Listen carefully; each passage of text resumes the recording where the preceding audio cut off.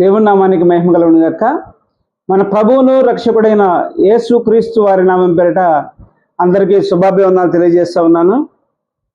ఈరోజు ఉదయకాలపు వాక్య ధ్యానంలో బైబిల్ నుంచి కొంతమంది వ్యక్తుల జీవితాల నుంచి నేర్చుకోవాల్సిన పాఠాలను మనం ధ్యానం చేస్తున్నాము. ఆ సిరీస్లో భాగంగా నిర్గమాకాండంలో నుంచి మోషే జీవితాన్ని మనము నేర్చుకోవాల్సిన పాఠాన్ని క్లుప్తంగా ఈరోజు ధ్యానం చేసుకుందాం.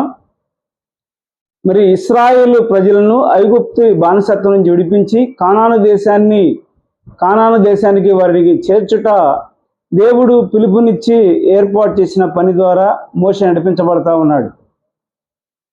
ఈ సందర్భంలో దేవుడు ఏ విధంగా అయితే చెప్పాడో తూచే తప్పకుండా అలా వెళ్తున్నప్పుడు అక్కడ వారికి ఇరుక్కుపోయిన పరిస్థితి వచ్చింది.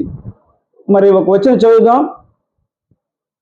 నిర్గమాకాండం 14వ అధ్యాయం 13వ వచనం. అందుకు మోషే భయపడకుడి, యెహోవా మీకు నేడు కలుగజేయ రక్షణను మీరు ఊరక నిలుచుండి చూడుడి.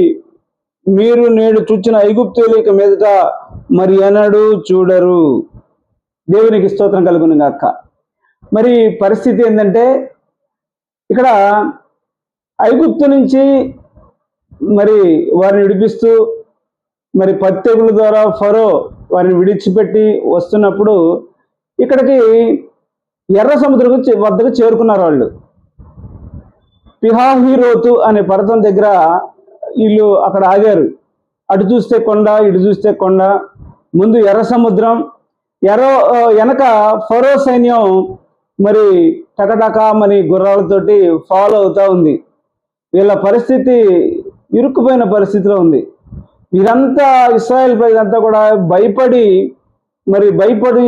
వణికిపోతున్న పరిస్థితిలో మోషే మాత్రం విశ్వాసం కనపరిచి చదవబడిన వాక్యాన్ని చూస్తే, అందుకు మోషే భయపడకుడి, యెహోవా మీకు నేడు కలుగజేయ రక్షణను మీరు ఊరక నిల్చుండి చూడుడి. మీరు నేడు చూచిన ఐగుప్తీయుల మీదట మరి ఎన్నడూ చూడరు. మోషే గొప్ప విశ్వాసాన్ని ఇక్కడ కనపరుస్తూ ఉన్నాడు. ఈ ప్రజలైతే ముందు ఎర్ర సముద్రం వైపు సమస్య వైపు చూస్తూ ఉన్నారు. వెనక ఫరో సైన్యాన్ని చూస్తూ ఉన్నారు. ముందు చూస్తే నుయ్యి, వెనక చూస్తే గొయ్యిలాగుంది. అటు ఇటు పర్వతము, ఇరుక్కుపోయిన పరిస్థితిలో ఉన్నారు. భయాందోళన మధ్య కొట్టుమిట్టాడుతున్న ఆ ప్రజలు వీరైతే సమస్య వైపు చూసి భయంతో కొట్టుమిట్టాడుతూ ఉంటే, మోషే పైన దేవుని వైపు చూస్తూ ఉన్నాడు విశ్వాసంతో. దేవుని స్తోత్రం కలుగును గాక. దేవుని వైపు చూస్తూ ఉన్నాడు. ఈరోజు మనం పరిశీలన చేసినట్లయితే మనం కూడా అంతే. మనం అనారోగ్య పరిస్థితుల వైపు చూస్తూ ఉంటాం, ఇరుక్కుపోయి ఉన్న పరిస్థితులు. అదేవిధంగా మనం ఆర్థిక ఇబ్బందుల వైపు చూస్తూ ఉంటాం. మనకి లోక సంబంధమైనటువంటి శ్రమలు, కష్టాలు, ఇబ్బందులు, ఇరుకులు, వీటి వైపు చూసి భయపడుతూ ఉంటాం. కానీ సమస్యల వైపు చూస్తే భయం వస్తుంది. మోషే ఏ విధంగా అయితే దేవుని వైపు చూశాడో, పై దిక్కు చూశాడో, మోషే ధైర్యం తెచ్చుకున్నాడు విశ్వాసంతో. ఈరోజు నువ్వు నేను మోషేని చూసి నేర్చుకోవాల్సిందంటే, సమస్యల వైపు చూడకుండా దేవుని వైపు చూడగలిగేటువంటి విశ్వాసం మనకు ఉండాలి. మోషేలాగా బలమైన విశ్వాసం మనకు ఉండాలి. లేకపోతే సమస్యల వైపు చూస్తే అవిశ్వాసిగా నువ్వు మారిపోతావు. అల్ప విశ్వాసిగా నువ్వు మారిపోతావు. బలమైన విశ్వాసం కావాలంటే దేవుని వాక్యాన్ని లోతుగా ధ్యానం చేయాలి. వాక్యం వినుడు ద్వారా విశ్వాసం వస్తుంది. రెండవదిగా యేసు వైపు చూడాలి. పరిస్థితుల వైపు చూస్తే అవిశ్వాసము, అల్ప విశ్వాసం వస్తుంది. ఈరోజు మనం మోషే జీవితాన్ని గురించి చూస్తే, మోషే దేవుని వైపు చూశాడు. ఊరకుండుడి మీరు అని చెప్పి మోషే ప్రార్థన చేసినప్పుడు అక్కడ ఎర్ర సముద్రం 2 పాయలుగా చీలిపోయింది. సునాయాసంగా ఆ సమస్యను దాటి ఒడ్డుకు చేరుకున్నారు. శత్రు సైన్యం అంతా కూడా ఆ రోజు ఆ ఎర్ర సముద్రంలో ఆ ఫరో సైన్యం, ఐగుప్తు సైన్యం అంతా కూడా ఎర్ర సముద్రంలో సమాధి చేయబడ్డారు.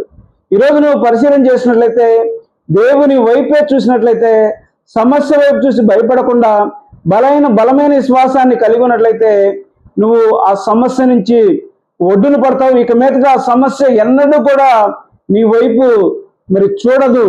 అటువంటి పరిష్కారం దేవుడు విశ్వాసం ద్వారా కలుగు చేస్తాడు. ఈరోజు మోషే జీవితం ద్వారా మనం ఎర్ర సముద్రం ముందు అడ్డం ఉంది, వెనక చూస్తే ఫరో సైన్యం వస్తుంది, అటు ఇటు కొండ, ముందు చూస్తే గొయ్యి, వెనక చూస్తే నుయ్యి, అటువంటి భయంకరమైన పరిస్థితిలో, ఇరుక్కుపోయిన పరిస్థితిలో ఉన్నప్పుడు మోషే దేవుని వైపు చూశాడు. మరి ఆ సమయంలో దేవుడు నెవర్ బిఫోర్ నెవర్ ఆఫ్టర్, ఎప్పుడూ జరగనటువంటి అద్భుత కార్యాలు జరిగించాడు. మరి ఎర్ర సముద్రాన్ని 2 పాయలుగా చేసినటువంటి సూపర్ నేచర్ సిచ్యువేషన్ అక్కడ మనకు కనిపిస్తా ఉంది. మరి ఫరో సైన్యం అంతా కూడా సముద్రంలో మునిగిపోయారు. ఇశ్రాయేల్ ప్రజలు ఆరిన నేల మీద మరి ఆ ఒడ్డుకు చేరుకున్నారు. ఈరోజు నువ్వు నేను పరిశీలన చేసినట్లయితే సమస్య వైపు చూడకుండా దేవుని వాక్యం వైపు చూసి విశ్వాసాన్ని బలపరుచుకొని యేసు వైపు చూసినప్పుడు నువ్వు నిశ్చయంగా బలమైన కార్యాలు చూస్తావు. నువ్వు ఆ సమస్య నుంచి ఒడ్డుకు చేరగలుగుతావు. దేవుడు అట్టి కృప మనందరికీ దయచేయను గాక. దేవుడు ఈ వాక్యాన్ని దీవించి ఆశీర్వదించును గాక.